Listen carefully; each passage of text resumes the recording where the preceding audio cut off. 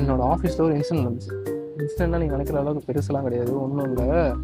என்னன்னா எல்லாரும் பிஸியாக பேசிகிட்டு இருக்காங்க, எல்லாம் ஆர்வமாக என்ன பேசுகிறாங்க அப்படின்னு சொல்லிட்டு நானும் போகிறேன்.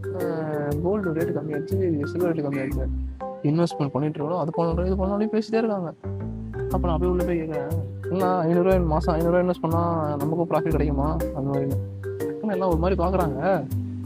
ஏன்டா அப்படி பார்க்குறாங்கன்னு பார்த்தா அவங்க இன்வெஸ்ட் பண்ணுறதுலாம் 1 லட்சம் 2 லட்சம். அப்போ தான் மைண்ட் வாய்ஸ் புரிஞ்சுது. நாளைக்கு மேட்சுக்கு போகிறதுக்கு 500 ஃபீஸ் இல்லாமல் இருக்கேன், இவங்க என்னன்னா 1 லட்சம் இன்வெஸ்ட் பண்ணு 2 லட்சம் இன்வெஸ்ட் பண்ணு சொல்லிட்டு இருக்காங்க. அதில் வேற என்ன வேற சொல்கிறாங்க, நீங்கள் இன்வெஸ்ட் பண்ணுற கோல்டு ரேட் கம்மியாயிடுச்சா சில்வர் கம்மியாயிடுச்சுன்னு. ஒருத்தரெல்லாம் அப்படியே டெய்லி பார்த்துட்டே இருக்காரு.